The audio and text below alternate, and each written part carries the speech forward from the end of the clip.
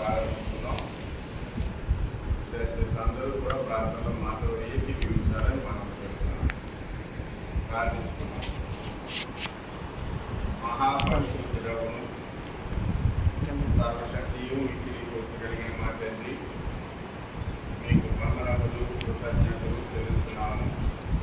మీ ఘనమైన నామమునకు స్తుతులు స్తోత్రములు తండ్రి. ఈ ప్రశస్తమైన ఉదయకాల సమయంలో మా ప్రభు దినమందు మీ సన్నిధిలో మేము కొద్దిమందిగా ఉండి ఇలాగూ ఆరాధన చేసే భాగ్యాన్ని మీరు మాకు దయచేసినందుకు వందనాలు దేవా. మీ యొక్క నామన గత వారం నుండి ఈ ప్రభు దినం వరకు మమ్మల్ని క్షేమంగా కాపాడినందుకు వందనాలు. ఈ ప్రభు దినమందు ఈ విధంగా కుటుంబముగా చేరి ఈ నామమున ఆరాధన చేస్తున్నాం. ఈ ఆరాధన కార్యక్రమాన్ని కూడా మీరే అధ్యక్షత వహించి సమస్తమును సక్రమముగా మర్యాదగా జరిగించండి.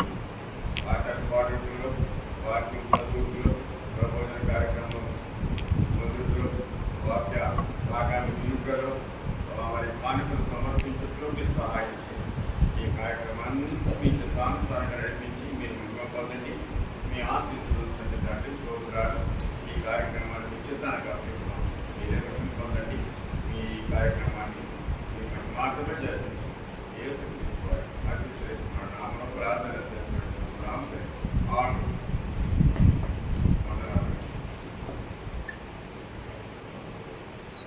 ఒక ఇద్దరు యవనస్తులు వచ్చి పాటల్లో నడిపించాలని కోరుతున్నాను.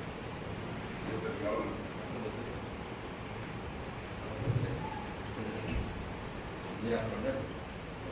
నా కీర్తన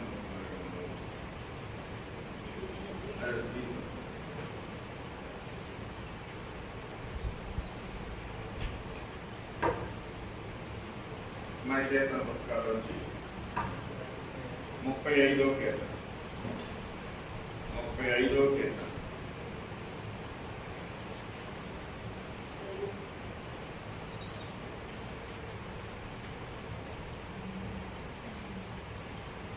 లిఖింపలేని స్తోత్రములు అనేటువంటి కీర్తన పాడడం. అందరూ ఏకీపించి నాతో కలిసి పాడాలని మనం లిఖింపలేని స్తోత్రములు దేవా ఎల్లప్పుడూ నీ పాడెదను. దేవా ఎల్లప్పుడూ నీ పాడెదను. ఇంతవరకు నా బ్రతుకులో ఇంతవరకు నా బ్రతుకులో నీవు చేసిన మేలకై లిఖింపలేని స్తోత్రములు దేవా ఎల్లప్పుడూ నీ పాడెదను. దేవా ఎల్లప్పుడూ నీ పాడెదను. ఆకాశములు వాటి యందున్న సర్వమును ఆకాశములు వాటి యందున్న సర్వమును భూమిలో కనబడునవన్నీ ప్రభువా నిన్నే కీర్తించు. భూమిలో కనబడునవన్నీ ప్రభువా నిన్నే కీర్తించు. లిఖింపలేని స్తోత్రములు దేవా ఎల్లప్పుడూ నీ పాడెదను. దేవా ఎల్లప్పుడూ నీ పాడెదను. అడవిలో నివసించువన్నీ సుడిగాలియు మార్చును. అడవిలో నివసించువన్నీ సుడిగాలియు మార్చును. భూమిపై నున్నవన్నీ దేవా నిన్నే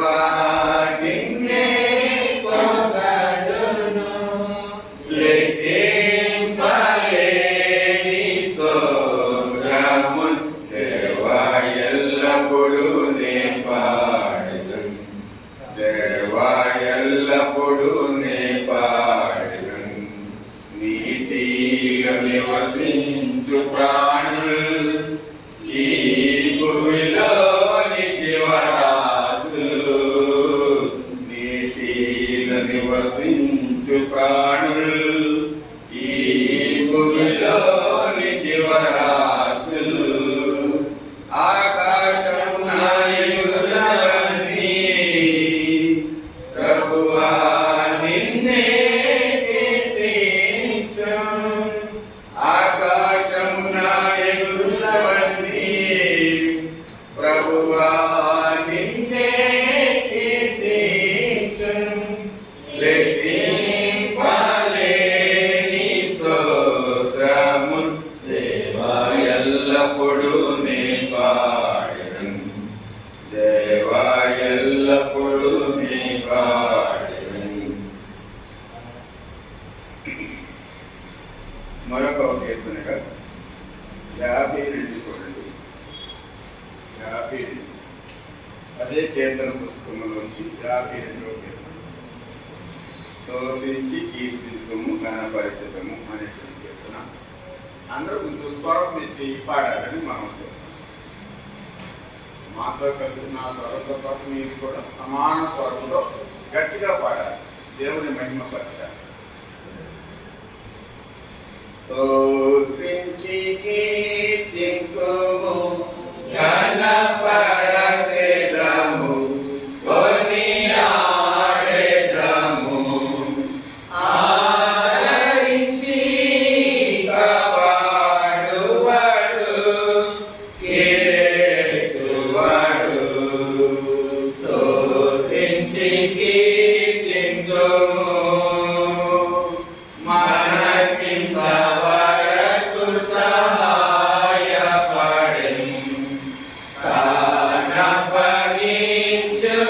తానప్పగించుకొనే మనకై మనలను నడిపెను సుఖముగను. తనదు సత్యము నేర్పించి మను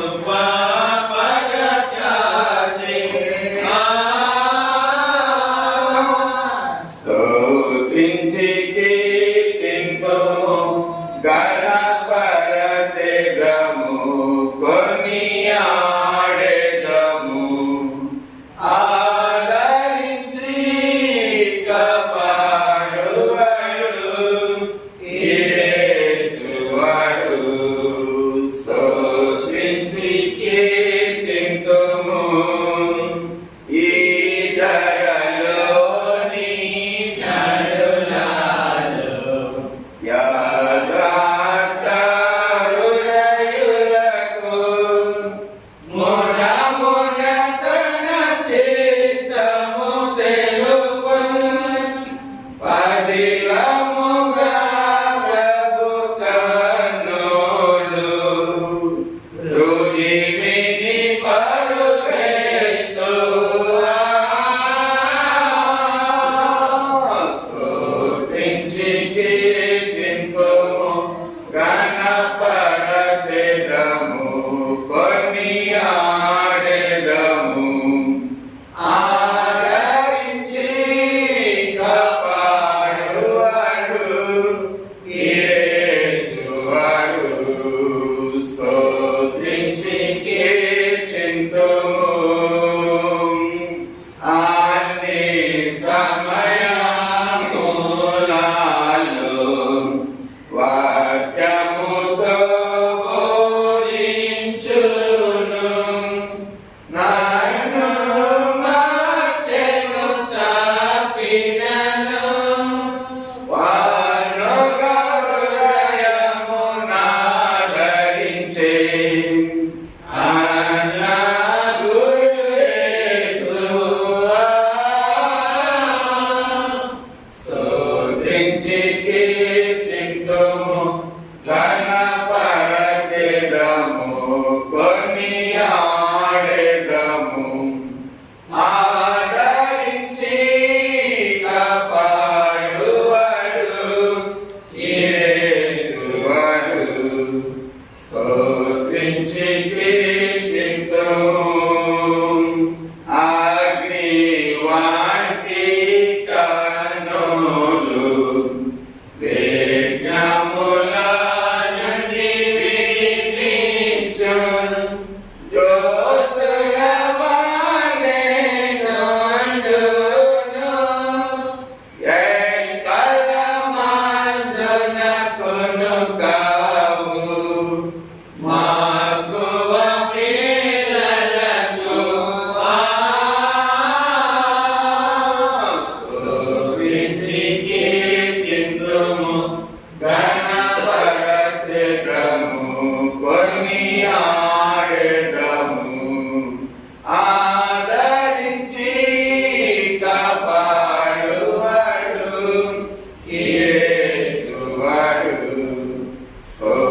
స్తుతించి కీర్తింతుము నీతి మాంతులా చూచి దాగిలి పోలి కాచును తగిన సహాయము చేయును అగ్ని బలమిచ్చును అవసరతన్ క్షితినిను విడువాడు స్తుతించి కీర్తింతుము గణపరచెదము కొనియాడెదము ఆదరించి కాపాడువాడు ఈడేచువాడు స్తుతించి కీర్తింతుము ఏడు కన్నులు గలవాడు నేడు నాడు కాపాడు ఎడతెగని చెడుగుల పాపం రేడులనే పరచువాడు వాడుడి హల్లెలూయా స్తుతించి కీర్తింతుము గణపరచెదము కొనియాడెదము ఆదరించి కాపాడువాడు ఈడేచువాడు స్తుతించి కీర్తింతుము. ఇక్కడ వరకు కీర్తనలు ఆఫ్ చేసి పరిశుద్ధ గ్రంథం నుంచి కీర్తన గ్రంథం 20వ అధ్యాయాన్ని చదువుకున్నాం. ఈ కీర్తన గ్రంథం 20వ అధ్యాయాన్ని సోదరులు డానియేలు చదివించారని మనం చేస్తున్నాను. డానియేలు చదవండి.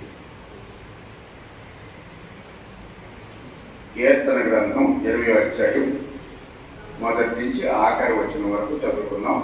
అందరూ లేచి నిలబడతాం.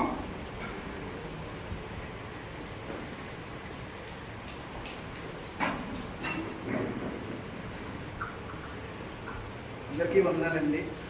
కీర్తనలు 20వ అధ్యాయం మొదటి నుంచి చదువుతున్నాను, దయచేసి గమనించండి. ఆపత్కాలమందు యెహోవా నీకు ఉత్తరం ఇచ్చును గాక, యాకోబు దేవుని నామము నిన్ను ఉద్ధరించును గాక. పరిశుద్ధ స్థలంలో నుండి ఆయన నీకు సహాయం చేయను గాక. సీయోనుల నుండి నిన్ను ఆదుకును గాక. ఆయన నీ నైవేద్యములన్నిటినీ జ్ఞాపకము చేసుకును గాక. నీ దహన బలులను అంగీకరించును గాక. నీ కోరికను సిద్ధింపచేసి నీ ఆలోచన యావత్తును సఫలపరచును గాక. యెహోవా నీ రక్షణను బట్టి మేము జయోత్సాహం చేస్తున్నాము. మా దేవుని నామం బట్టి మా ధ్వజం ఎత్తుచున్నాము. నీ ప్రార్థనలన్నీ యెహోవా సఫలపరచును గాక. యెహోవా తన అభిషేక్తుని రక్షించునని నాకు ఇప్పుడు తెలియను. రక్షణార్థమైన తన దక్షిణార్థం బలము చూపెను. తన పరిశుద్ధాకాశంలో నుండి అతని ఉత్తరమిచ్చును. కొందరు రథములను బట్టి కొందరు గుర్రములను బట్టి అతిశయపడుతుంది. మనమైతే మన దేవుడైన యెహోవా నామం బట్టి అతిశయపడుదుము. వారు కృంగి నేల మీద పడి ఉన్నారు, మనము లేచి చక్కగా నిలిచి ఉన్నాము. యెహోవా రక్షించుము, మేము మొరపెట్టినప్పుడు రాజు మాకు ఉత్తరమిచ్చును గాక. అందరికీ వాక్యాన్ని మనకు అందరికీ అర్థమయ్యే రీతిలో చదివి వినిపించినట్లయితే సోదరునికి సంఘం తరపు నుంచి వందనాలు. సోదరులు రాబర్ట్ కుమార్ గారు వచ్చి ఈ సమయంలో వాక్య పరిచయం కొరకు ప్రార్థన చేయాలని కోరుతున్నాను. ప్రార్థన. సృష్టికర్తమైన మా తండ్రి, మీ నామానికి వేలాది కృతజ్ఞతాస్తుతులు చెల్లిస్తున్నాం. ఇంతవరకు మమ్మల్ని సజీవ లెక్కలు కాచి కాపాడి నీ కృపలో బలపరిచి ఆశీర్వదించి నిన్ను ఆరాధించడానికి, కీర్తించడానికి, ఘనపరచడానికి మాకిచ్చిన ఆధిక్యతను బట్టి, మేమందరంలో కూడుకోవడానికి మాకిచ్చిన ఇంత గొప్ప భాగ్యాన్ని బట్టి, అదృష్టాన్ని బట్టి మీ నామానికి వేలాది కృతజ్ఞతాస్తుతులు ప్రార్థన చేసుకొని ఆరాధన కార్యక్రమాన్ని ప్రారంభించి ఉన్నాము. మీరిచ్చిన సహాయం బట్టి స్తోత్రములు చెల్లిస్తున్నాము. మా దేవ, పాటలు పాడి నేను స్తుతించి ఉన్నాము. వాక్యాన్ని చదువుకుని ఉన్నాము. మా సేవకులు మీ కుమారులు నిన్ను గూర్చి బోధించుచుండగా వాటిని ఆలోచించే శక్తిని మాకు దయచేయండి, అభ్యాసించే భాగ్యాన్ని దయచేయమని ప్రార్థిస్తున్నాం. బోధిస్తున్న వారికి ఆరోగ్యము, శక్తియు, బలము మీ ఆత్మ యొక్క ప్రేరేపణ నిండుగా తోడుగా దయచేయమని ప్రార్థిస్తున్నాం తండ్రి. ఇట్టి అదృష్టం భాగ్యాన్ని మాకు వరంగా ప్రసాదించినందుకు కృతజ్ఞతాస్తోత్రం. తదుపరి కార్యక్రమంతో కూడా మీ చిత్తానుసారముగా మాకు దీవెనకరముగా మహిమ ఘనత ప్రభావములకు ఆరోపించుకోమని యేసుక్రీస్తు పరిశుద్ధమున ప్రార్థించుచున్నాము తండ్రి. ఆమేన్. ప్రార్థించినటువంటి సోదరులకి సంఘం తరఫున వందనాలు. ఈ సమయంలో ఒక 30 నిమిషాల పాటు దేవుని యొక్క వాక్యాన్ని మనం మన మధ్య టైటస్ గారు ఉన్నారు. ఒక అర్ధగంట పాటు దేవుని యొక్క వాక్యాన్ని మనకు అందించాలని కోరుతున్నాను.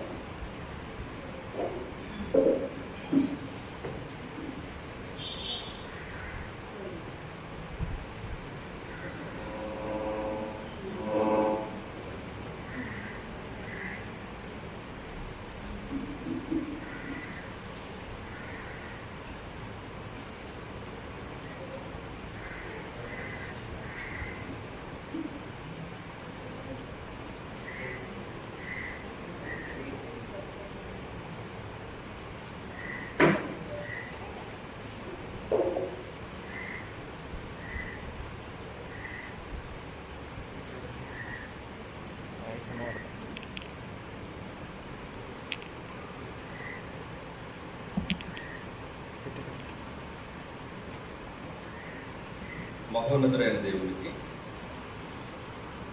మొట్టమొదటిగా ప్రభువును మన రక్షకుడైన యేసుక్రీస్తు యొక్క ప్రశస్తమైన నామమున నా హృదయపూర్వకమైన కృతజ్ఞతాస్తుతులు చెల్లించుకుంటూ ఉన్నాను.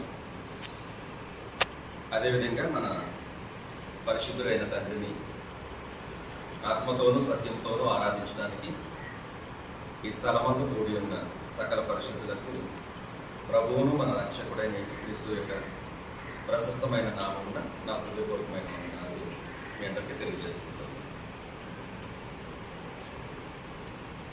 మరి గత వారం ఈ వారం కూడా ప్రశాంతంగా ఆరాధన సంఘముగా కూడి అందరము కలిసి ఆరాధించడానికి వీలు కాని పరిస్థితులు ఏర్పడ్డాయి. ఇది ప్రజల ప్రాణాలతో కూడినటువంటి కార్యక్రమం కనుక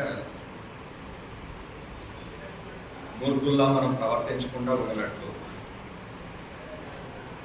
అజ్ఞానుల వలె మనం ప్రవర్తించకుండా ఉన్నట్లు ప్రజల ప్రాణాలని దృష్టిలో పెట్టుకుని సంఘం యొక్క శ్రేయస్సును దృష్టిలో పెట్టుకుని ఈ కార్యక్రమాలు మరి ఎవరింటి దగ్గర వారే జరిగించుకోండి. సంఘంలో మరి ఆరాధన జరిగించి ప్రార్థన చేసినటువంటి ఆ రొట్టె ద్రాక్షరసాన్ని మీ కుటుంబాలకు పంపిస్తాం. మీరు ప్రార్థన చేసుకుని తీసుకోవడం సరిపోదు, ఇంటి దగ్గర కూడా ఆరాధన జరగాలి అనేది గత ఆదివారం నేను చెప్పినటువంటి పాయింట్ అన్నమాట. గత ఆదివారం నేను చెప్పినటువంటి పాయింట్ ఏంటంటే ఖచ్చితంగా ఇంటి దగ్గర ఆరాధన చేయాల్సిందే. ఏదో రొట్టె పంపించారు, ద్రాక్షరసం పంపించారు అని ప్రార్థన చేసుకుని తండ్రి ప్రభువా ఆమేన్ అంటే అది ఆరాధన అయిపోదు.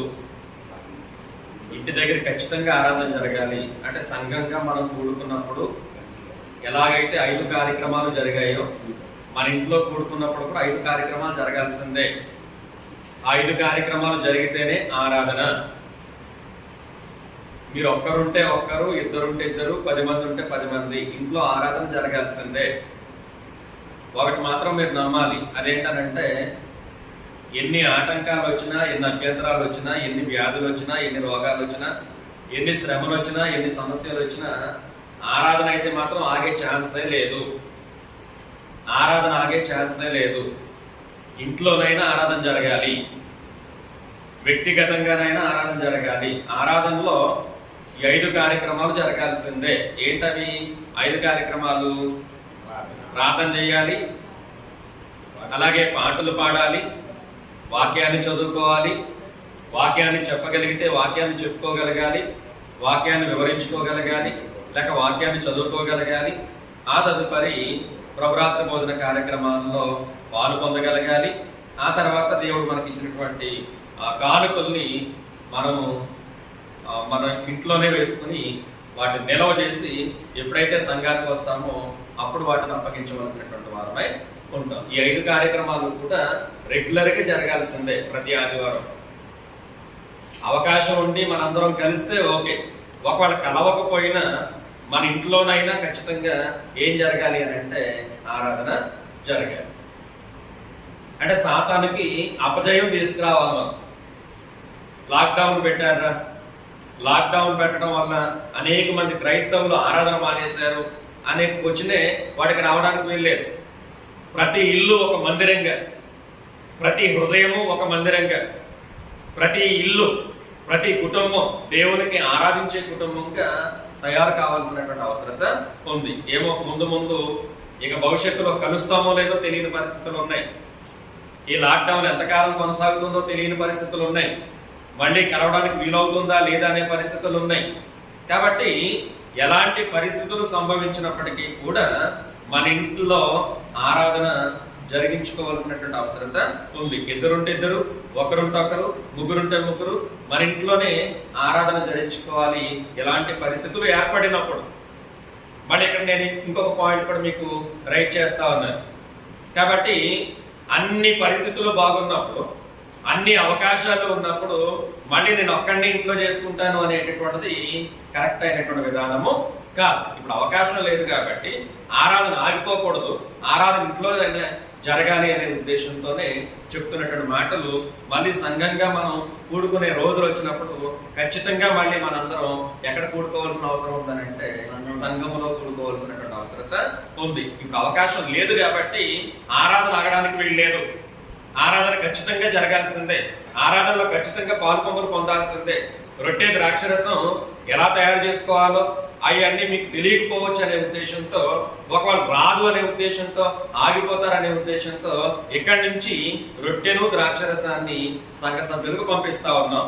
మీరు దాన్ని ఉపయోగించుకుని ప్రార్థన చేసుకోవాలి, వాక్యం చదువుకోవాలి, ప్రబోధనలో పాలు పొందాలి, కానుకలు ఇవ్వాలి, అలాగే పాటలు పాడుకోవాలి. ఈ కార్యక్రమాలన్నీ కూడా మీ ఇంట్లో తప్పకుండా జరిగించాల్సినటువంటి ప్రత్యేకమైన విశేషం. ఇది మర్చిపోవద్దని సంఘ సభ్యులందరికీ ఈ వీడియో ద్వారా తెలియజేస్తాను.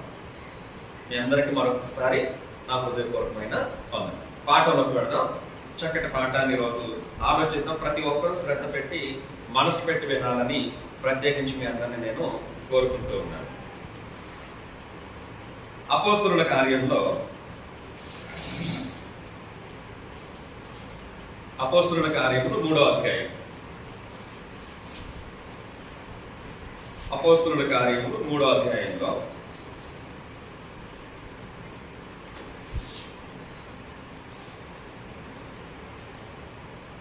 అపోస్తలుల కార్యములు 3వ అధ్యాయంలో 1 నుంచి 10 వచనాలు చదువుతూ ఉన్నారు. దయచేసి గమనించండి. పగలు 3 గంటలకు ప్రార్థనా కాలమున పేతురును యోహానును దేవాలయమునకు ఎక్కి వెళ్ళుచుండగా పుట్టినది మొదలుకొని కుంటివాడైన ఒక మనుష్యుడు మోసుకొని పోబడుచుండెను. వాడు దేవాలయంలోనికి వెళ్ళువారని భిక్షమడుగుటకు కొందరు ప్రతిదినము వానిని శృంగారమున దేవాలయపు ద్వారమునొద్ద ఉంచుచు వచ్చిరి. పేతురును యోహాను దేవాలయములో ప్రవేశింపబోవునప్పుడు వాడు చూచి భిక్షమడుగుగా పేతురును యోహానును వారిని తేరు చూచి మా తట్టు చూడమనిరి. వాడు వారి యొద్ద ఏమైనా దొరుకునని కనిపెట్టుచు వారి యొద్ద లక్ష్యం ఉంచాను. అంతటా పేతురు, వెండి బంగారములు నా యొద్ద లేవు గాని నాకు కలిగినదే నీకు ఇచ్చుచున్నాను. నజరేయుడైన యేసుక్రీస్తు నామమున నడువమని చెప్పి వాని కుడి చేయి పట్టుకుని లేవనెత్తను.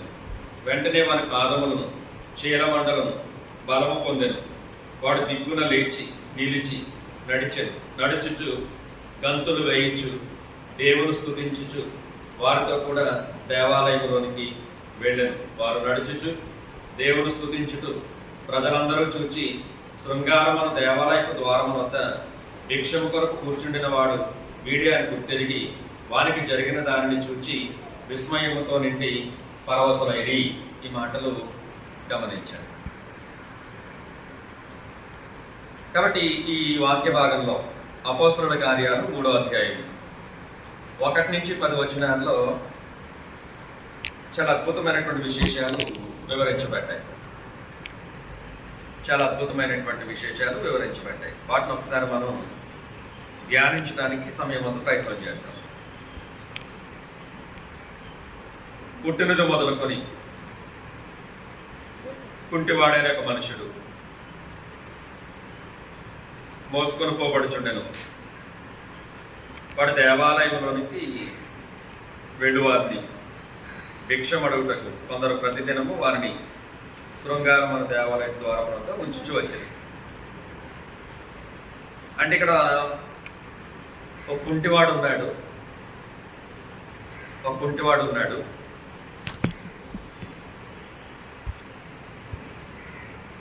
శృంగారం అనే దేవాలయం ఒకటి ఉంది.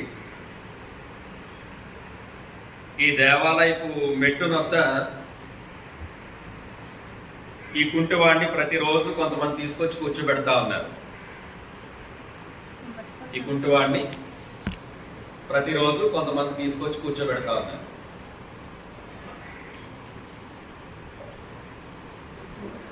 ఉదయాన్నే తీసుకురావడం, మళ్ళీ సాయంకాలం తీసుకెళ్ళిపోవడం. ఇక వాడి పని ఏంటనంటే దేవాలయంలోకి ఎవరైతే లోపలికి వెళుతూ ఉన్నారో దేవాలయంలోకి వెళ్ళే వారిని భిక్షం అడుగుతూ ఉన్నటువంటి కార్యక్రమం. దేవాలయం బయట ఆ మెట్ల మీద కూర్చుని దేవాలయం లోపలికి వెళుతున్నటువంటి వారిని భిక్షం అడిగేటటువంటి కార్యక్రమం. ఇలాగూ ఇంచుమించుగా పుట్టినది మొదలుకొని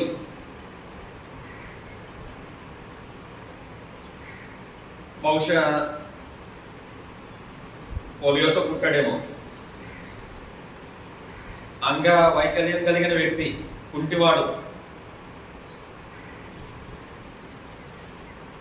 కుంటివాడైనప్పటికీ కూడా కుటుంబానికి కొంత ఆదాయాన్ని తెచ్చిపెడుతున్నాడు. కుంటోడని ఖాళీగా ఏమీ లేడు. అంగవైకల్యం ఉంది అని ఏమీ సాకు చెప్పే స్థితిలో తను లేడు. కుంటివాడైనప్పటికీ, నడవలేని స్థితిలో ఉన్నప్పటికీ తన భోజనాన్ని తను సంపాదించుకోగలిగే స్థితిలోనే తను ఉన్నాడు. అయితే నడవలేని కారణం చేత, ఆదాయం బాగా వస్తూ ఉండటం చేత కొంతమంది వ్యక్తులు తనను తీసుకొచ్చి దేవాలయం మెట్టు దగ్గర కూర్చుండి పెట్టి వెళ్ళిపోతున్నారు. వాళ్ళు సాయంత్రం వచ్చి తీసుకెళ్తున్నారు. అతను చేసే పని ఏంటంటే లోపలికి వెళ్ళేవారు భిక్షం అడుగుతా ఉన్నాడు.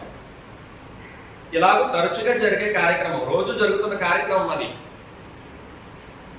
భక్తులు దేవాలయంలోనికి ప్రార్థన చేసుకోవడానికి వెళుతున్నారు. వెళుతున్నటువంటి భక్తులు వెళుతూనో వస్తూనో ఆ మెట్లపై కూర్చున్నటువంటి ఈ భిక్షగాండ్రకి కొంత చిల్లర సొమ్ము భిక్షంగా వేసి పెడుతూ ఉన్న కార్యక్రమం. అలాంటి పరిస్థితుల్లో కొంతకాలం జరిగింది. ఒకానొక రోజున పేతురు యోహాను కూడా ప్రార్థన చేసుకునే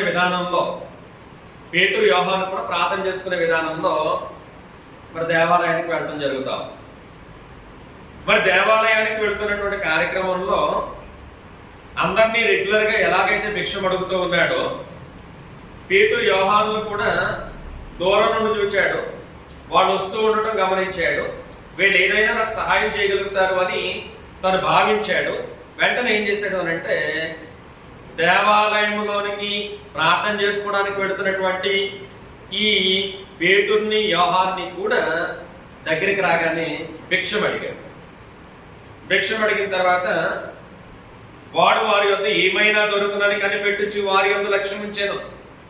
వెళుతున్న వారిని అడిగాడు. అడిగిన తర్వాత వీళ్ళు ఏదో ఇస్తారు, వీళ్ళు ఏదో నాకు చేస్తారు, వీళ్ళు ఇప్పటి వరకు వేసిన వాళ్ళకంటే కొంచెం ఎక్కువ ఇవ్వగలరేమో, ఇలాంటి ఆలోచనతో తను ఉన్నట్టుగా మనం గమనిస్తాం. ఏదైనా భిక్షం దొరుకుతుందేనేమో అనే ఉద్దేశంతో తను కనిపెడతా ఉన్నాడు. ఏదైనా వేయకపోతారా అనే ఆశతో కనిపెడుతూ ఉన్నాడు. వాళ్ళు ఏం చేస్తారు అనే దాన్ని చూస్తూ ఉన్నాడు. ఈ పేతురు యోహానులు ఏం చేస్తారు, వాళ్ళు ఏమి ఇస్తారు, వాళ్ళు ఏమి ఇవ్వబోతున్నారు కనిపెట్టి చూస్తూ ఉన్నాడు. వారి యందు లక్ష్యం ఉంచాడు. అలాంటి పరిస్థితుల్లో పేతురు యోహానులు మాట్లాడుతూ ఉన్నారు అంటే, వారి తట్టు చూచి మా తట్టు చూడమనేది, బాబు ఇలా చూడు అన్నాడు.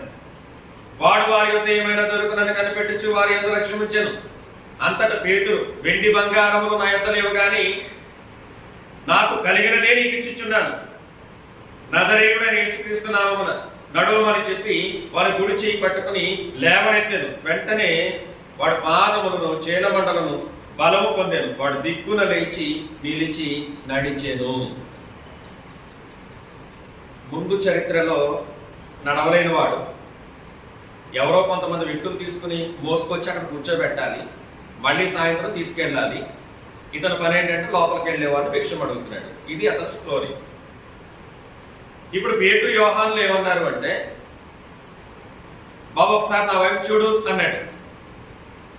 ఏమైనా ఇస్తారేమో అనే ఉద్దేశంతో తను తేరి చూచాడు, లక్ష్యం ఉంచాడు.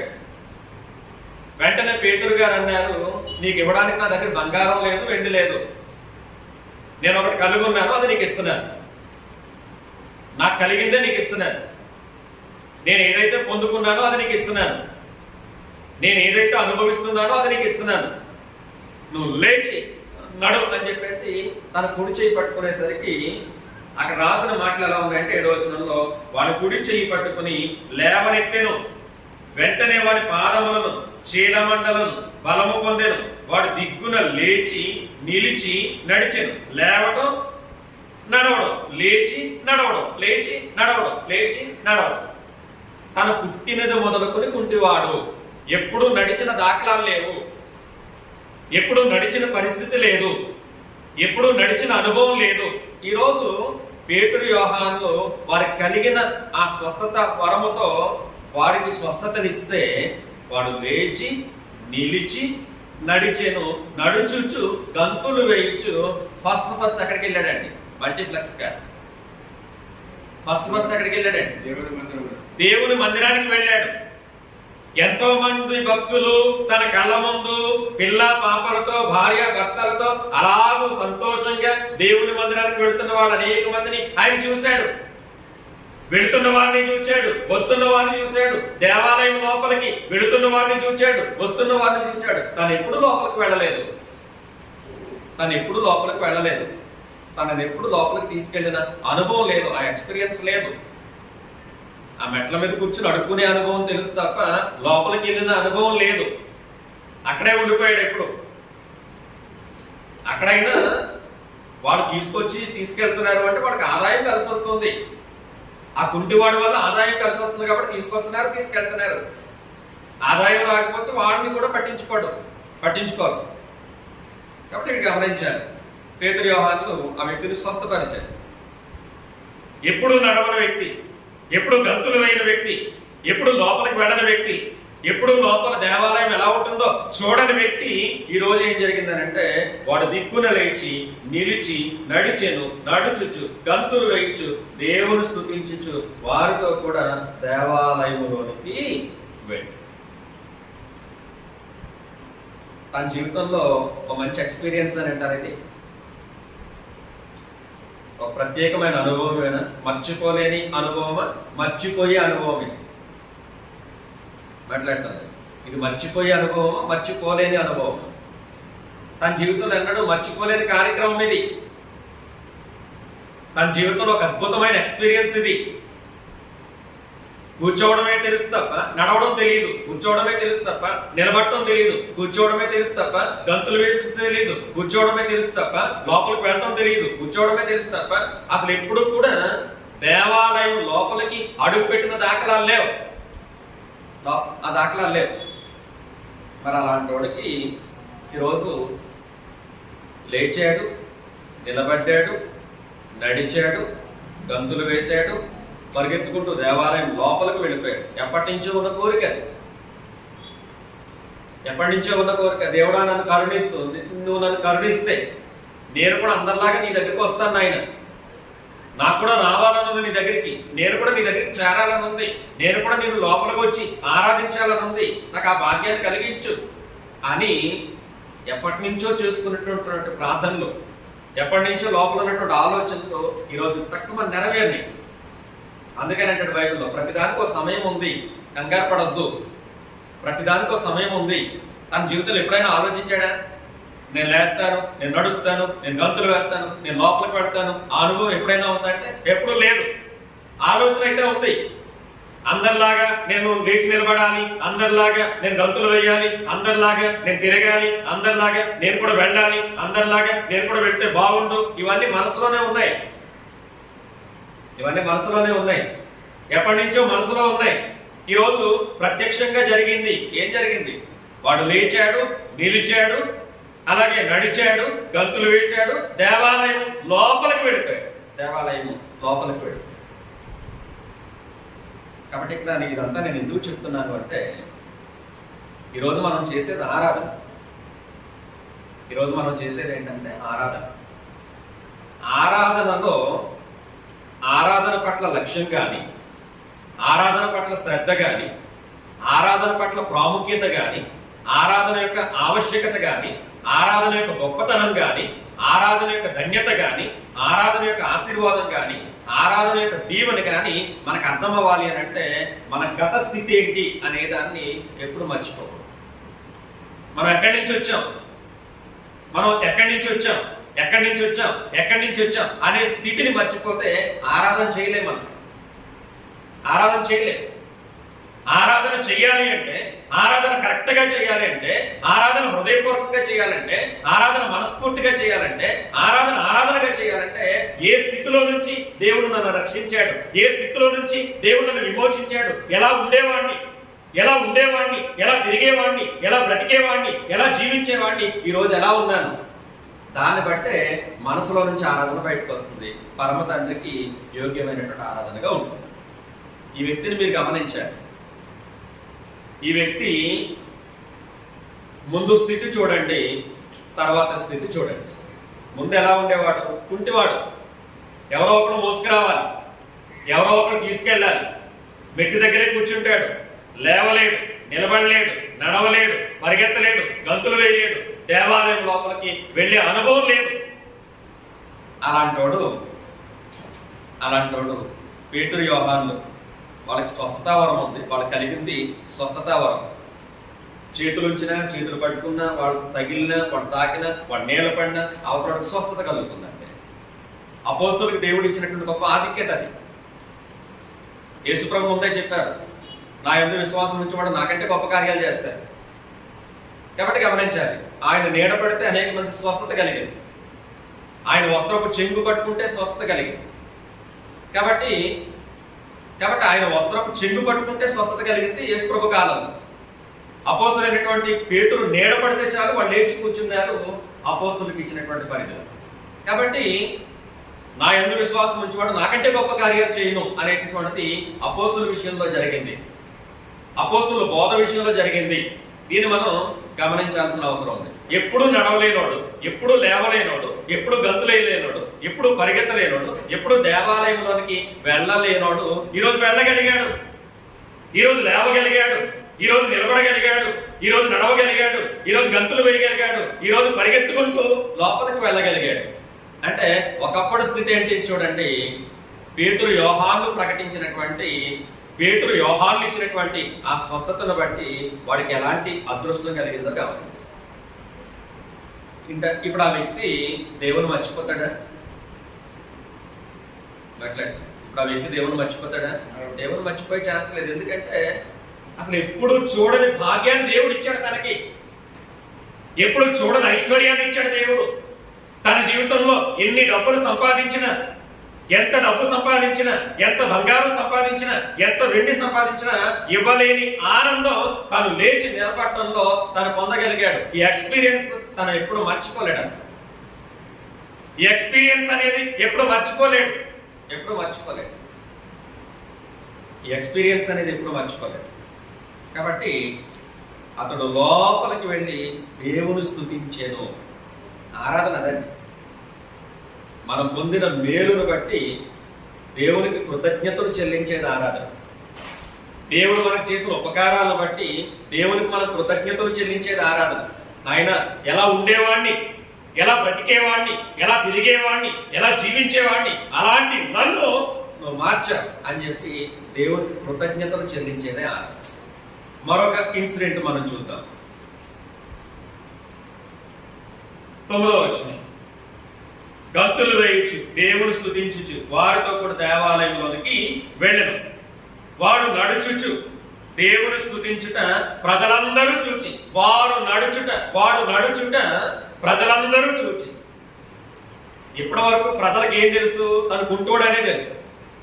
కానీ ఇప్పుడు ప్రజలకు ఏం తెలుసు? తను నడుస్తున్నాడని తెలుసు. అంటే తనలో చేంజ్ అనేది, తనలో మారుమనసు అనేది, లేకపోతే తనలో పరివర్తన అనేది ఎవరు గమనించగలుగుతున్నారు అంటే చూస్తున్న ప్రజలు. ఇదేంటి కుంటోడు కదా, ఈరోజు నడుస్తున్నాడేంటి కుంటోడు కదా, నడుస్తున్నాడేంటి కుంటోడు. ఎలా నడవగలుగుతున్నాడు? దేవుడు స్వస్థపరిచాడు. అక్కడ సమాచారం అది. ఆ అవకాశాన్ని బేస్ చేసుకుని, ఆ అవకాశాన్ని ఉపయోగించుకుని పేతురు అక్కడ సువార్తను ప్రకటించినట్లుగా మనం గమనిస్తాం. కాబట్టి పేతురు అక్కడ సువార్తను ప్రకటించినట్టుగా మనం గమనిస్తాం. కాబట్టి ఇక్కడ మనం గమనించాల్సింది ఏంటంటే, మీరు ఆలోచించాలి, ప్రజలందరూ వాడు నడుచుచు దేవుని స్తుతించుట ప్రజలందరూ చూచి. అంటే ప్రజలందరికీ తన ఒక హాట్ టాపిక్ అయ్యాడు. ఎలా నడవగలుగుతాడు, ఎలా సాధ్యం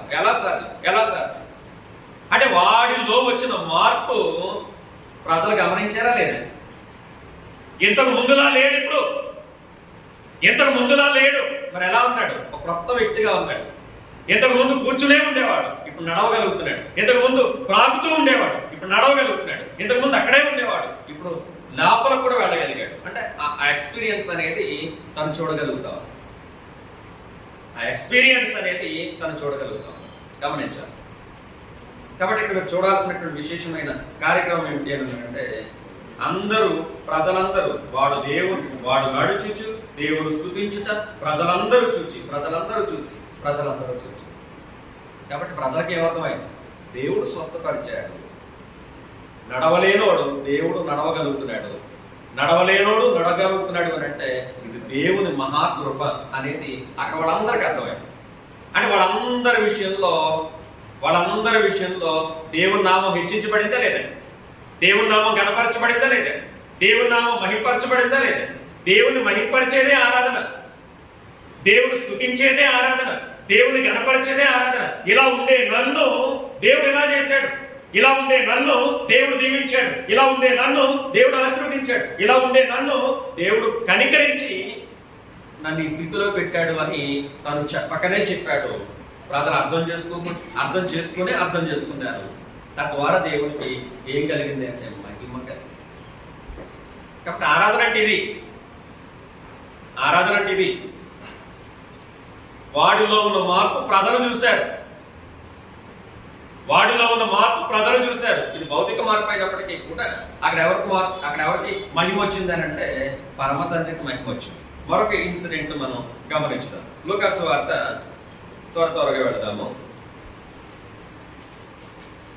ఆరాధన యొక్క ప్రాముఖ్యత చెప్పడానికి పాఠాన్ని నేను ఎంచుకున్నాను. లూకాసు వార్త 13వ అధ్యాయం.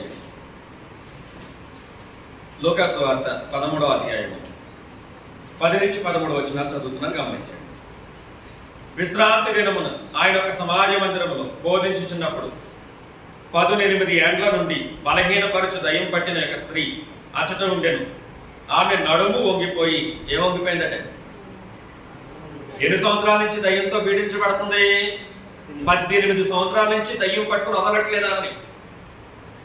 అంటే ఆమె మీద దయ్యం వాలి 18 సంవత్సరాలు అవుతుంది. 18 సంవత్సరాల నుంచి అపవిత్రాత్మ చేత బాధించబడతానే ఉంది, దయ్యం ఏడిపిస్తానే ఉంది. దయ్యాలు ఉన్నాయంటే దయ్యాలు ఉన్నాయి, కానీ చనిపోయిన వాళ్ళు దయ్యాలు అవుతున్నారు అనేది బైబిల్ కాన్సెప్ట్ కాదు. దయ్యాలు అయితే ఉన్నాయి, కానీ చనిపోయిన వాడు దయ్యాలు అవుతారు అనేది బైబిల్ యొక్క పరిస్థితి కాదు. బైబిల్ అలా చెప్పడం లేదు. కాబట్టి యేసుప్రభు కాలంలో యేసుప్రభు దేవుని కుమారుడు అని రుజువు చేయడానికి, యేసుప్రభు కాలంలో యేసుప్రభు దేవుని శక్తి యేసుప్రభు పరలోకం నుండి వచ్చినటువంటి వ్యక్తి అని రుజువు చేయడానికి దయ్యాల దేవుడు ఏర్పాటు చేసినట్టుగా మనం చూస్తాం. అపవిత్రాత్మల దేవుడు ఏర్పాటు చేసినట్టుగా మనం చూస్తాం. కాబట్టి దయ్యాలు ఎవరో కాదు, సాతాను యొక్క అనుచరు, దురాత్మల సమూహం, ఆకాశ మండలం మందు ఉన్నటువంటి దురాత్మల సమూహం. కాబట్టి ఇక్కడ మీరు ఆలోచించాల్సింది ఏంటంటే 18 సంవత్సరాల నుంచి బలహీనపరచు దయ్యం పట్టిన యొక్క స్త్రీ అచ్చట ఉంటేను, దయ్యం పట్టి బాగా బలహీనం అయిపోయింది, చావు బ్రతుకుల మధ్య ఉంది, ప్లస్ ఏంటంటే నడుమొగ్గిపోయింది, ఎంత మాత్రం నిలబడలేకపోతుంది. యేసు ఆమెను చూచి రమ్మని పిలిచి, అమ్మా నీ బలహీనత నుండి విడుదల పొంది ఉన్నామని ఆమెతో చెప్పి ఆమె మీద చేతులుంచగానే ఆమె చక్కగా నిలవబడి దేవుణ్ణి మహిమపరిచెను. దేవునికి స్తోత్రము కలుగునుగా, దేవునికి స్తోత్రం. కాబట్టి ఆమె చక్కగా నిలవబడి నిలబడలేని ఆమె నిలబడగలిగింది. దయ్యం పట్టిన ఆమె, బలహీనపరచబడుతున్నటువంటి ఆమె, బలహీనురాలైపోయి చావు బ్రతుకుల మధ్య కొట్టుమిట్టాడుతున్నటువంటి ఆ స్త్రీని యేసు ప్రభు స్వస్థపరిచారు. అమ్మా నువ్వు లేచి నిలబడు, నీ బలహీనత నుండి నువ్వు విడుదల పొందు, నీ బలహీనత నుంచి నువ్వు విడుదల పొందు అని చెప్పేసి యేసు ప్రభు చెయ్యగానే ఆమె మీద చేతులుంచగానే ఆమె చక్కగా నిలవబడి దేవుని మహిమపరిచారు. ప్రజలందరూ చూశారు. 16వ వచనంలో చూడండి ఆ మాట. ఇదిగో అందరూ వచ్చి అన్నారు, నువ్వు విశ్రాంతి దినాన స్వస్థపరచడం ఏంటి అని అడిగారు. అప్పుడు ఆయన సమాధానం చెప్పేశాడు. ఇదిగో 18 ఏండ్ల నుండి సాతాను బంధించిన అబ్రహాము కుమార్తె అయిన ఈమెను విశ్రాంతి దినమందు ఈ కట్ల నుండి విడిపింప తగదా అన్నాడు. ఏ కట్లవి? సాతాను చేత బంధించబడింది. సాతాను తన యొక్క ఉనికిలో నుంచి బయటికి రాకుండా కట్టిపడేశాడు. ఆ సాతాను చేత బంధించబడిన ఆమెను, అపవిత్రాత్మ చేత బంధించబడిన ఆమె, అలాగే దురాత్మల చేత బంధించబడిన ఆమె, ఆ కట్ల నుండి ఎవరు విడిపించారు అంటే యేసు ప్రభు విడిపించారు. కాబట్టి దురాత్మల చేత బంధించబడిన స్త్రీకి యేసు ప్రభు విడిపించారు. ఆమె చక్కగా నిలవబడి దేవుణ్ణి ఏం చేసింది? మహిమపరిచింది. నడుమొగ్గిపోయింది, దయ్యం పట్టింది, నడుమొగ్గిపోయింది, నడవలేకపోతుంది, నిలబడలేకపోతుంది. అలాంటి నడుమొగ్గిపోయినటువంటి బలహీనంగా ఉన్నటువంటి ఆ స్త్రీని యేసు ప్రభు స్వస్థపరిచారు. స్వస్థపరిచిన తర్వాత ఆమె ఏం చేస్తుందంటే దేవుణ్ణి మహిమపరిచాను. అంటే మనం పొందిన మేలును బట్టి దేవుని ఏం చేయాలి? మనం పొందిన ఆశీర్వాదాన్ని బట్టి దేవుని ఏం చేయాలి? మనం పొందిన కృపను బట్టి దేవుని ఏం చేయాలి? మనం పొందిన దీవెనను బట్టి దేవుని మనం ఏం చేయాలంటే ఆరాధించవలసినటువంటి వారమై. మేలు పొందిన ప్రతి వ్యక్తి దేవుని ఆరాధించాలి. కాబట్టి మేలు పొందిన ప్రతి వ్యక్తి ఆమె ఎప్పుడైనా జీవితంలో దేవుని మర్చిపోతుందంటే దేవుని మర్చిపోలేదు. ఎందుకంటే నిలబడలేని ఆమె నిలబడగలిగింది, నడుమొంగిపోయిన ఆమె చక్కగా నిలబడగలిగింది. దేవుడు అంతటి భాగ్యాన్ని ఆమెకు కలిగించినట్లుగా మీరు గమనించారనుకుంటారు. కాబట్టి ఈరోజు మనం కూడా ఒకప్పుడు మనం ఏ స్థితిలో ఉండేవాడు, ఎలాంటి పరిస్థితుల్లో ఉండేవాడు, దేవునికి దూరస్తులుగా ఎలా ఉండేవాడు, దేవునికి సమీపస్తులు కాని పరిస్థితుల్లో ఎలా ఉండేవాడు అనే దాన్ని గుర్తు చేసుకుంటే ఆరాధన పట్ల ఆసక్తి పెరుగుతుంది, ఆరాధన పట్ల లక్ష్యం పెరుగుతుంది అనమాట, ఆరాధన పట్ల శ్రద్ధ పెరుగుతుంది అనమాట. ఆరాధన చేయకుండా ఉండలేము, ఆరాధన మానలేము. ఇంట్లోనైనా ఆరాధన జరుగుతుంది, ఇంట్లోనైనా ఆరాధన జరగాలి. ఆరాధన అయితే ఆగే ఛాన్సే లేదు, ఆరాధన ఆగడానికి వీల్లేదు. ప్రభుత్వం ఎన్ని ఆంక్షలు విధించిన, ప్రభుత్వం ఎన్ని ఉత్తర్వులు విధించిన, ప్రభుత్వం ఎన్ని రూల్స్ పెట్టినా ఆరాధన ఆగడానికి మాత్రం వీలు లేదు. సంఘంగా కూడుకోలేకపోవచ్చేమో, సంఘంగా కలవలేకపోవచ్చేమో, ఓ కుటుంబంగా అందరం కలిపి ఈ 150 మంది ఒకేసారి ఆరాధించేవాడు అలాంటి పరిస్థితులు ఉండొచ్చు, ఉండకపోవచ్చు. మన ఇంట్లో ఉన్న వారితోనే ఆరాధన జరగాలి, మన కుటుంబంలో ఉన్న వారితోనే ఆరాధన జరగాలి. ప్రతి ఇల్లు ఒక ఆరాధనగా దేవునికి వెళ్ళాల్సిన అవసరం. ప్రతి ఇంట్లో నుంచి దేవుడు ధూపం వెళ్ళాలి, ప్రతి ఇంట్లో నుంచి దేవుడికి ధూపం వెళ్ళాలి. ధూపము అంటే ప్రార్థన. ప్రతి ఇంట్లో నుంచి దేవుడికి ప్రార్థన వెళ్ళాలి, ప్రతి ఇంట్లో నుంచి దేవుడికి ఆరాధన వెళ్ళాలి, ప్రతి ఇంట్లో నుంచి దేవుడికి పని వెళ్ళాలి. అలా వెళ్ళాలి అని అంటే అయ్యో ఆరాధన లేదు అని చెప్పేసి ఎవరు నిరాశ పడిపోవాల్సిన అవసరం లేదు, చర్చికి వెళ్ళలేకపోతున్నాం అనేటువంటి బాధ అవసరం లేదు. ఎక్కడున్నా సరే ఇద్దరు ముగ్గురు కూడినటువంటి చోట నేను ఉంటానని ఎవరు చెప్పారు? యేసు ప్రభు చెప్పకనే చెప్పారు. మనతో పాటు చీఫ్ గెస్ట్ ఎవరంటే యేసు ప్రభు. ఆరాధన ఆగడానికి అయితే వీలే లేదు. సాతాను దేవుని పిల్లల చేత ఆరాధన ఆపలేడు అనేది నిరూపించారు. కాబట్టి చూడండి, ఎప్పుడు వచ్చినా సరే ఆదివారమే సమస్య వస్తుంది. మిగతా ఏ మతాల వాళ్ళకి ఇబ్బంది ఉండదు. మిగతా ఏ మతాల వాళ్ళకి ఇబ్బంది ఉండదు. కేవలం ఒక క్రైస్తవ్యానికి మాత్రమే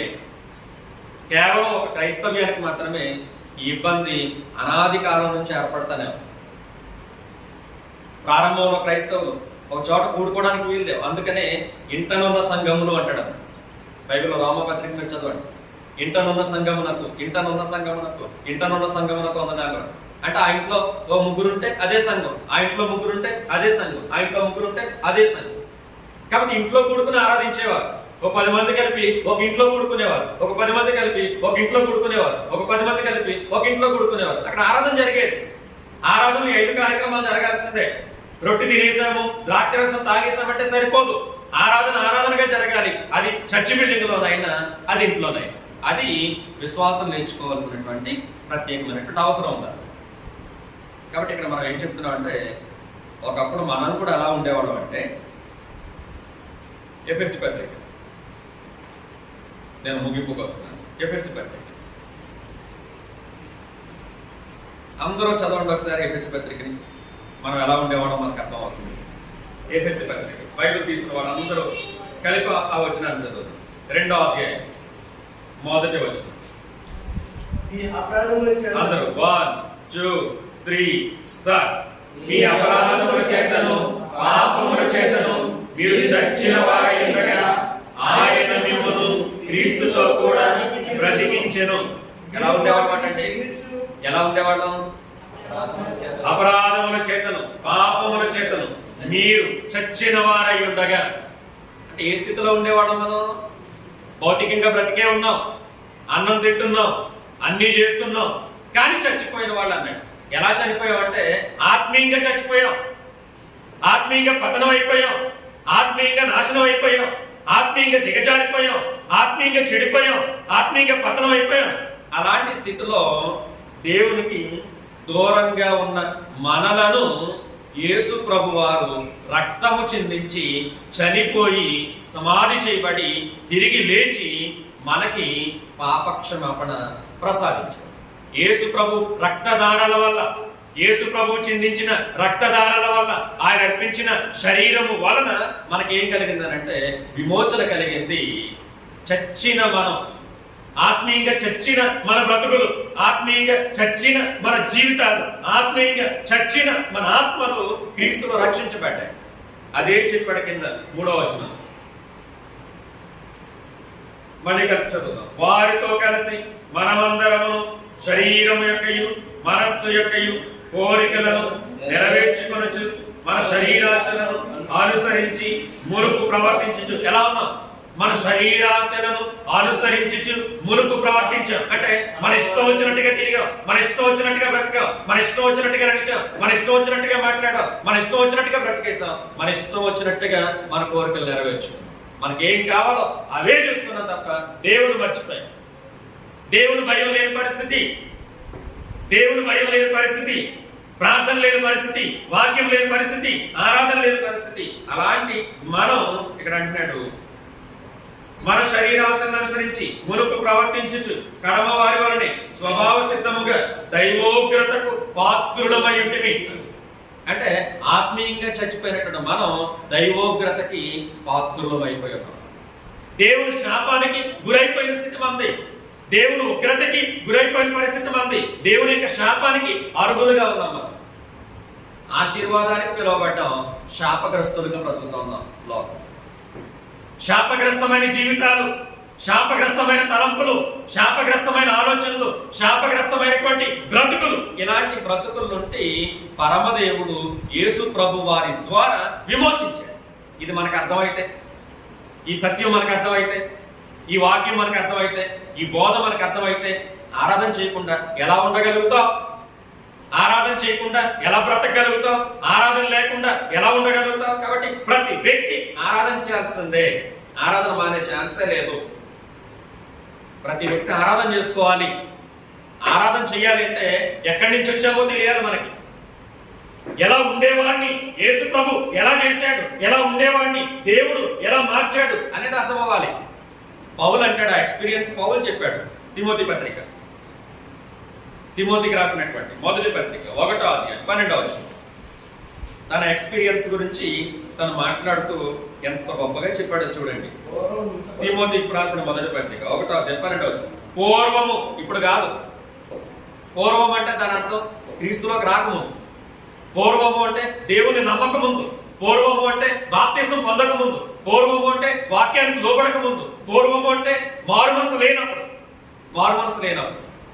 మాట్లాడుతున్నాడు చూడండి 12వ వచనం. పూర్వము దోషకుడను, హింసకుడను, హానికరుడనైన నన్ను అంటే పౌలు ఏమంటాడండి? పూర్వము నేను ఎలాంటి వాడిని? దోషకుడిని, అందరిని తిడతా ఉండేవాడు. దోషకుడను, హింసకుడను, అందరినీ ఏడిపించేవాడు, అందరినీ తిట్టేవాడు, అందరినీ ఏడిపించేవాడు.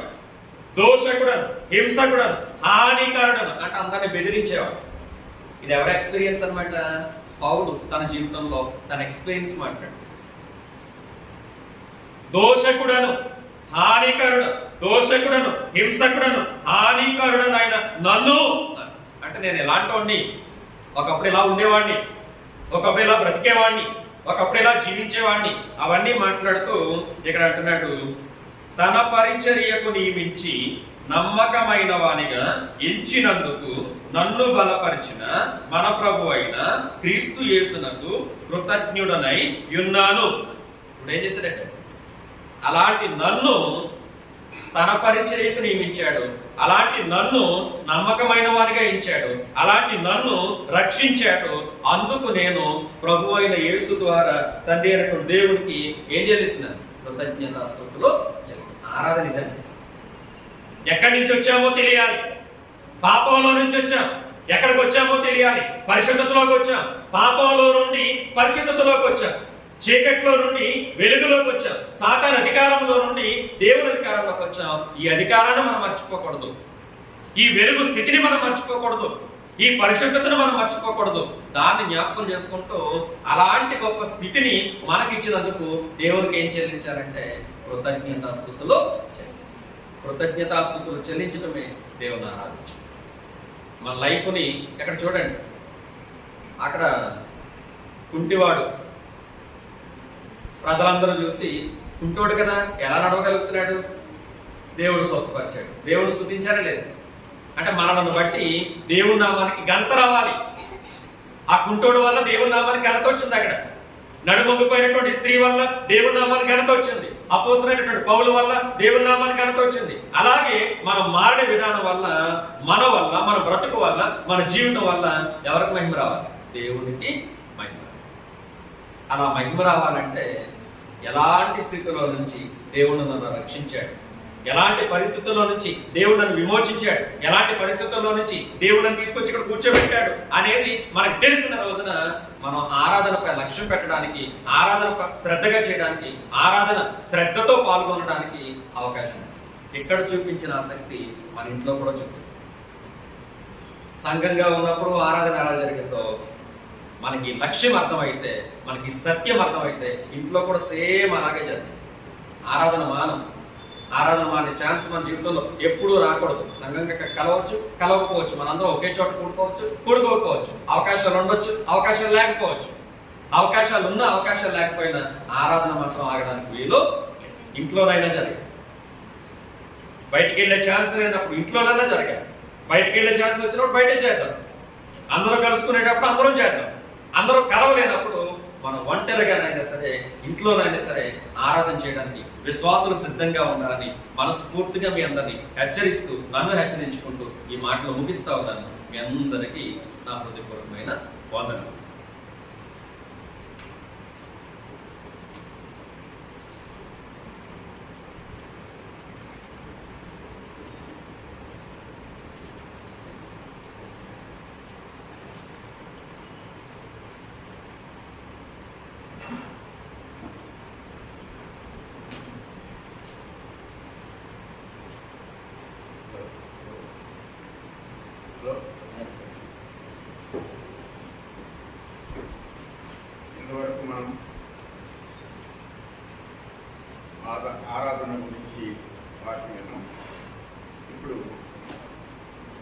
ప్రభోజన కార్యక్రమంలో పెట్టుకున్నాం.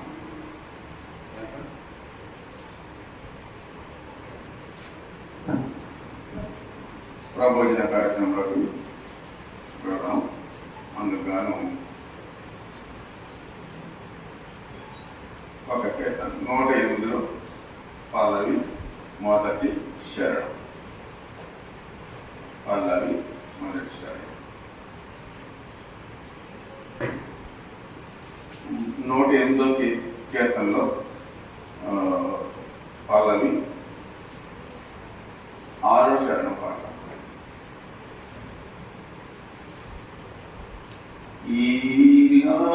ఈలాటిదా యేసు ప్రేమ నన్ను తోలనడక తనకు జాలి చూపెను. ఈలాటిదా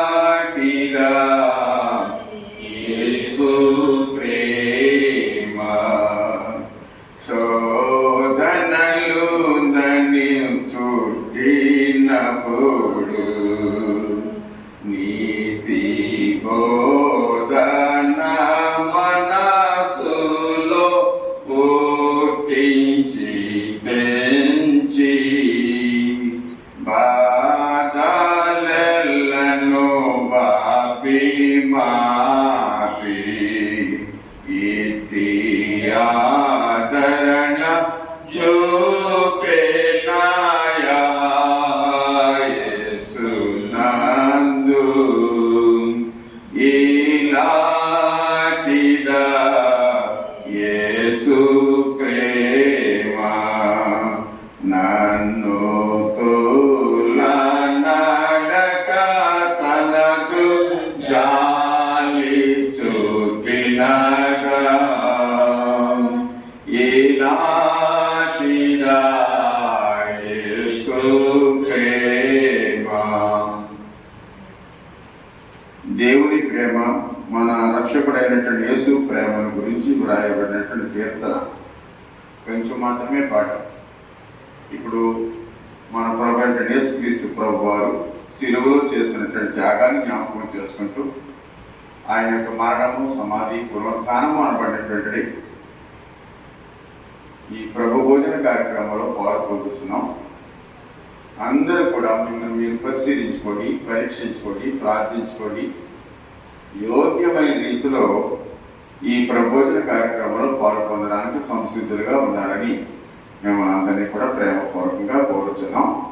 కనుక ఇప్పుడు రొట్టె కొరకు కృతజ్ఞతాస్తుతులు చెల్లించుకుందాం. రొట్టె కొరకు కృతజ్ఞతాస్తుతులు చెల్లించుకుందాం. సోదరులు విజయరాజు గారు వచ్చి రొట్టె కొరకు కృతజ్ఞతాస్తుతులు చెల్లించాలని మనం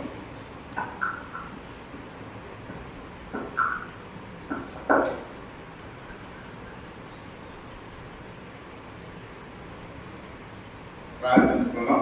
తనలో వచ్చి మీరు ఏకీభవించండి. ప్రార్థన. మమ్మల్ని మిక్కిలిగా ప్రేమించినటువంటి మా ప్రియ పరలోక తండ్రి, పరిశుద్ధమైన మహోన్నతమైన మీ నామమునకు కృతజ్ఞతాస్తుతులు స్తోత్రాలు చెల్లిస్తున్నాం. భయంకరమైన ఈ పరిస్థితుల్లో మేము ఏమైపోతామనే భయంకరమైన ఉన్న స్థితుల్లో మమ్మల్ని మీ సన్నిధిలో నిలబెట్టుకుని మా ఆత్మతోనూ సత్యంతో మేము ఆరాధించడానికి మాకు ఇచ్చిన అవకాశం పడుతున్నాను. ఆన్లైన్ ద్వారా అలాగే ఈ వీడియోల ద్వారా ఎవరైతే మిమ్మల్ని ఆరాధిస్తున్నారో, యథార్థంగా ఎవరైతే మిమ్మల్ని ఆరాధిస్తున్నారో అందరిని బట్టి ప్రార్థన చేస్తున్నాం తండ్రి. యేసుక్రీస్తు ప్రభు వారి చేసిన త్యాగాన్ని జ్ఞాపకం చేసుకునే క్రమంలో ఉన్నాం తండ్రి. మా పట్ల వారిని చూపిన ప్రేమ, మహాప్రేమ చేత మమ్మల్ని రక్షించినని వాక్యంలో చదువుకున్నాం తండ్రి. మీరు కరుణా సంపన్నుడైండి మా అపరాధములను, మా పాపములను క్షమించి మా పాపపు స్థితిని మీరు జ్ఞాపకం చేసుకునకుండా మా స్థితిని మీరు మమ్మల్ని ప్రేమించి మీ మహాప్రేమ చేత మమ్మల్ని మీ పిల్లలుగా మార్చినందుకు స్తోత్రం తండ్రి. క్రీస్తు ప్రభు వారు మా కొరకే చేసిన త్యాగాన్ని జ్ఞాపకం చేసుకునే క్రమంలో మా కొరకే అప్పగించబడినటువంటి ఆయన శరీర సాదృశ్యం ఉన్నటువంటి మా మధ్యన తండ్రి. దీనిని మేము చేవేసి తీసుకున్నప్పుడు ఇది నా కొరకై మా కొరకై నలగొట్టబడమని క్రీస్తు ప్రభు శరీరం అని యోచించి యోగ్యమైన రీతిలో దానిలో చేయడానికి సహాయం చేయండి. ప్రతి ఒక్కరి దగ్గరికి ఇది వెళుతుంది. ప్రతి ఒక్కరూ ఇది పవిత్రమైన దానిగాను క్రీస్తు ప్రభు శరీరం గాను భావించి దానిలో చేయడానికి సహాయం తెచ్చమని నడిచిన తండ్రి, ఎంతవరకు చేసిన సహాయం పడి స్తోత్రాలు చెల్లిస్తూ మా జీవిత పర్యాంతం వరకు క్రీస్తు ప్రభు త్యాగాన్ని ప్రచురించే భాగ్యం మాకు అనుగ్రహించమని నడుచు. మా ప్రభువుడును మా రక్షకుడు నీ ప్రియ కుమారుడునైన క్రీస్తు ప్రభు నామంలో కృతజ్ఞతాస్తులు మీకే సమర్పణ చేస్తాం మా తండ్రి. ఆమేన్. మీ మధ్యకి రొట్టె వస్తుంది. రొట్టె ప్రభు యొక్క శరీరం రాయించి తీసుకున్నానని కోరుతున్నాను. అంతవరకు మౌనంగా ఉండి ప్రార్థన చేసుకోండి. అలాగే గృహాల దగ్గర ఉన్నటువంటి వారు రొట్టె మీకు అందించబడినప్పుడు మీ కుటుంబంలో ఎంతమంది ఉన్నారో అంతమంది మోకరించి ప్రార్థన చేసుకుని రొట్టెను ద్రాక్ష రసాన్ని మీరు తీసుకుని ప్రభు యొక్క మరణము సమాధి పునరుత్థానము ప్రచురించే వారిగా ఉండాలని మనం చేసుకుంటున్నాం.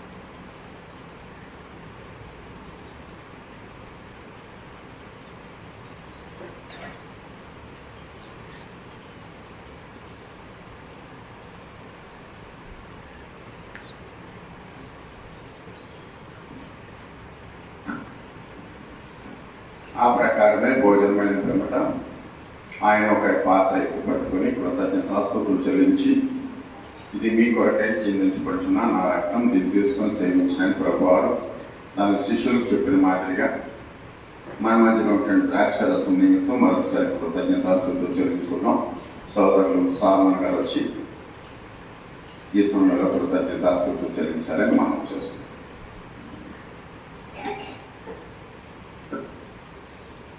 ప్రార్థన. మమ్మల్ని మిక్కిలిగా ప్రేమిస్తున్న మా తండ్రి, మీ మహోన్నతమైన నామమునకు మా వందనములు స్తోత్రములు తండ్రి. దేవనైనా ఈ విధంగా కొంతమందిగా కూడి ఇటు విధంగా మిమ్మల్ని ఆరాధించడానికి మాకు ఇచ్చిన అవకాశాన్ని బట్టి మీకు వందనములు తండ్రి. మా కొరకు మీ కుమారుడైన యేసుక్రీస్తు శరీరంలో అర్పించిన శరీరానికి సాదృశ్యంగా రొట్టెని తీసుకున్నాం తండ్రి. అదేవిధంగా ఆయన మా కొరకు శరీరంలోకి వచ్చిన రక్తానికి సాదృశ్యంగా ఉన్న ద్రాక్షరసాన్ని తీసుకున్నట్టుగా మీరే సహాయం చేయండి తండ్రి. మమ్మల్ని స్వపరీక్ష చేసుకుని యోగ్యకరమైన రీతిలో ఈ కార్యక్రమంలో పాల్గొనే భాగ్యాన్ని నాకు మాకు మా అందరికీ దయచేయండి తండ్రి. దేవనైనా ఇంటి దగ్గర నుండి ఎవరైతే ఈ కార్యక్రమంలో పాల్గొంటున్నారో వారి విషయంలో కూడా మీరే సహాయం చేయండి తండ్రి. వారు యోగ్యకరమైన రీతిలో ఈ కార్యక్రమంలో చేసే భాగ్యాన్ని అందరికీ దయచేయమని మా ప్రభువును రక్షకునైన యేసుక్రీస్తు నామమున ఈ ప్రార్థన మీకు సమర్పిస్తున్నాం తండ్రి. ఆమేన్. మనకి ద్రాక్ష రసం వస్తుంది. అలాగే ప్రార్థనాపూర్వకంగా ద్రాక్ష రసాన్ని స్వీకరించాలని మనం చేస్తాం.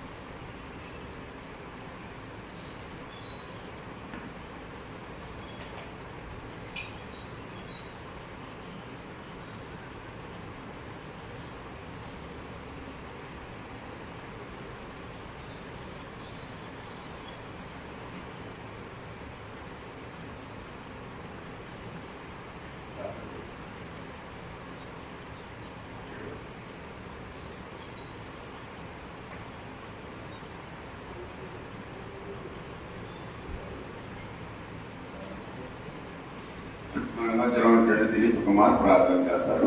తాలో ఉంచి పరిశుద్ధుడును ప్రేమ స్వరూపైన మా తండ్రి, నీ ఘనమైన మహోన్నతమైన శ్రేష్టమైన నామాన్ని పొందనములు స్తోత్రములు తండ్రి. ఈ ప్రశస్తమైన సమయంలో తండ్రి, మరి మిమ్మల్ని ఆత్మతోనూ సత్యంతో ఆరాధించున్నాం తండ్రి. ఈ సమయంలో నీ కుమారుని యేసుక్రీస్తు చేసిన త్యాగాన్ని జ్ఞాపకం చేసుకుంటుండగా సహాయం దయచేయండి తండ్రి. యేసుక్రీస్తు శరీరం సాదృశ్యంగా ఉన్న రొట్టెలు స్వీకరించున్నాం తండ్రి. ఏకమైన రీతిలో తీసుకున్నాం మనం నమ్ముచున్నాం తండ్రి. అలాగే యేసుక్రీస్తులో కాచిన రక్తం సాదృశ్యంగా ఉన్న ద్రాక్షరసం తీసుకున్నాం తండ్రి. ఏకమైన రీతిలో తీసుకున్నాం మనం నమ్ముచున్నాం తండ్రి. ఈ కార్యక్రమం ద్వారా మీరే ఘనత మహిమ ప్రభావాలు పొందుకున్నాం తండ్రి. ఈ కార్యక్రమంలో పాల్గొన్న ప్రతి బిడ్డను ఆస్వాదించండి తండ్రి. తండ్రి మరి కుటుంబంగా చేరి ఇటు విధంగా మిమ్మల్ని ఆత్మతో సత్యంతో ఆరాధించున్నాం తండ్రి. ఇంటి వద్ద ఎవరైతే తండ్రి మిమ్మల్ని ఆత్మతో సత్యంతో ఆరాధిస్తున్నారో వారికి కూడా కావాల్సిన ఆశీర్వాదాలు దయచేయమని, ఈ కార్యక్రమం ద్వారా మీరే ఘనత మహిమ ప్రభావాలు పొందుకోమని, ప్రతి ఒక్కరూ నీ కుమారుడిగా నీ కుమార్తెగా జీవించడంలో సహాయం దయచేయమని యేసుక్రీస్తు పరిశుద్ధ నామమున ఈ ప్రార్థన సమర్పిస్తున్నాము పరమ తండ్రి.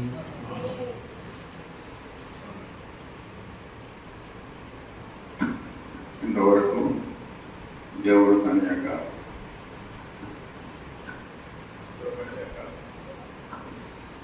ఈ యొక్క ఆరాధన కార్యక్రమాన్ని నడిపించినందుకు ఈ సమయంలో పానకులు సమర్పించుకున్నాం. ఇక్కడ ఉన్నటువంటి వాళ్ళు ఇక్కడ సమర్పించండి. అలాగే మీ గృహాల దగ్గర ఆరాధన చేసుకున్న వారు, మీ గృహాల దగ్గర ఆరాధన చేసుకున్న వారు ఇందాక చెప్పినట్లుగా ఈ రోజుకు సంబంధించినటువంటి కానుకలు మీ దగ్గర జాగ్రత్త పెట్టి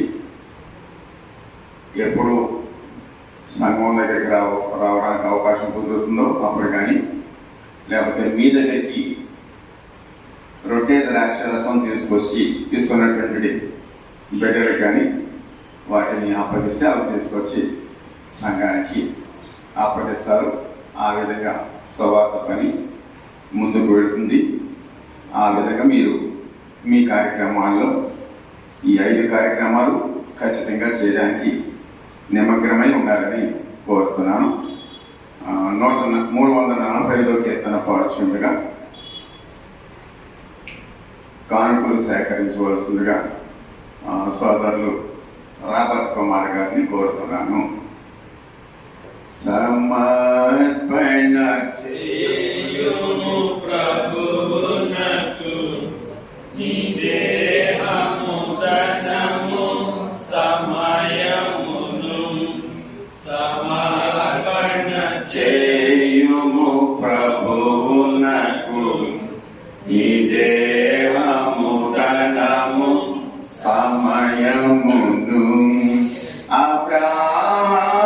అబ్రాహామునడిగెను ప్రభువప్పుడు ఇస్సాకును అర్పణ ఇమ్మనెను. అబ్రాహామునడిగెను ప్రభువప్పుడు ఇస్సాకును అర్పణ ఇమ్మనెను. నీ బిడ్డల సేవకు నీచెదవా, బిడ్డల సేవకు నీచెదవా, నీవిచెదవా. సమర్పణ చేయుము ప్రభువునకు నీ దేహము ధనము సమయమును. ఈ ఆరాధనను ఇంతటితో ముగిస్తున్నాం. ముగింపు ప్రార్థన చేసి అలాగే సంఘానికి చెప్పవలసినటువంటి ప్రయత్నాలు చేసి ముగింపు ప్రార్థన చేసి ఈ కార్యక్రమాన్ని ముగించుకున్నాం. మీ అందరికీ హెచ్చరిక ఏంటంటే అనవసరంగా బయట తిరగొద్దు. తప్పనిసరి తిరిగినప్పుడు మీ చేతులు శుభ్రం చేసుకోవాలి. అలాగే మాస్క్ పెట్టుకోవాలి. బయట తిరిగినప్పుడు ఆ జనాభాలో దూరిపోకూడదు. డిస్టెన్స్ పాటించాలి. నాకు ముందని కూరగాయల దగ్గర, కిరాణా షాప్ దగ్గర, ఇంకా మటన్ షాప్ దగ్గర ఎక్కడో దిగి ఆ జనాభాలో దూరిపోకూడదు. ఎవరికి ఏముందో తెలియదు. అందుకని ఆ దూరిపోవడం వలన, రాసుకోవడం వలన మనకు అంటుకోవచ్చు. అందుకని అలాగే మీరు జాగ్రత్తగా డిస్టెన్స్ పాటించండి, మాస్క్ ధరించండి, అలాగే చేతులు శుభ్రం చేసుకోండి. అలాగూ కొంతకాలం పాటు మనం జాగ్రత్తగా పాటిస్తే దేవుడు అద్భుతంగా త్వరగా ఈ విపత్తు నుంచి మనం తప్పిస్తాడు. మళ్ళీ మామూలు స్థితులు వస్తాయని నమ్ముతున్నాం. అలాగూ ఎవరెవరైతే ఈ వైరస్ బారిన పడారో వారందరి కొరకు మనం మోకరించిన ప్రతిసారి ప్రార్థన చేయాలి. పేరు తెలిస్తే పేరు చెప్పిన ప్రార్థన చేయండి. ఒకరి పేరు తెలియవు, చాలా మంది దాని బారిన పడిన వాళ్ళు ఉన్నారు, వారి కోసం ప్రార్థన చేయాలి. ప్రార్థన చేయడం మన కోసమే కాకుండా మన ఇరుగు పొరుగు వారు, మనకు తెలిసినటువంటి వారు, తెలియని వారు, ఈ వైరస్ బారిన పడినటువంటి వారి కోసం మరి కూడా ప్రార్థన చేయాలని మిమ్మల్ని మనవి చేసుకుంటున్నాను. ప్రకటనను చెప్పి ముగింపు ప్రార్థన చేయవలసిందిగా మరి టైటస్ గారిని కోరుతున్నాను.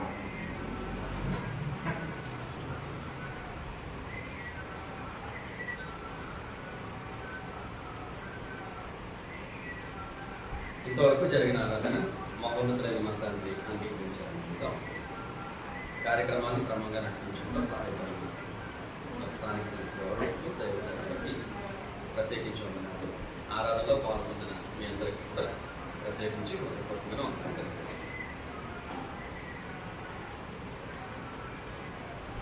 సంఘ సభ్యులందరూ గమనించండి. ఇప్పుడు దైవ సేవకులు తెలియజేశారు. ప్రభుత్వం కూడా మనకి ఇచ్చిన హెచ్చరికలు ఏంటంటే 3 సూత్రాలు. ఒకటి, మాస్క్ ధరించండి, చేతులు శుభ్రంగా కడుక్కోండి, సామాజిక దూరం పాటించండి. ఈ 3 సూత్రాల ద్వారా మరి కరోనా మహమ్మారి నుంచి మన ప్రాణాలు కాపాడుకోవడానికి వీలుగా ఉంటుంది. ఆ ఉద్దేశంతోనే మీ అందరికీ తెలుసు, మరొకసారి సంఘపరంగా హెచ్చరిస్తూ ఉన్నాం. అందరూ బాగుందాం, అందరూ జాగ్రత్తగా ఉందాం, అందరూ బాగుందాం. వాళ్ళందరూ కలిసి మన పరమ తండ్రిని గొంతెత్తి ఆరాధించడానికి, ఆయన మహిమపరచడానికి ప్రయత్నం చేద్దాం. మీ అందరి కొరకు ప్రార్థిస్తున్నాం. మా కొరకు మేము ప్రార్థించండి. కొంచెం జలుబు అవి ఉండడం వల్ల ఎవరింటికి మేము రాలేకపోతున్నాం. దయతో అర్థం చేసుకోండి. మా కొరకు ప్రార్థించండి. మీరందరూ మా ప్రార్థనలో ఉన్నారు. పొందండి. అందరూ లేచి నిలబడదాం, ప్రార్థన చేసుకుని ముగించుకుందాం.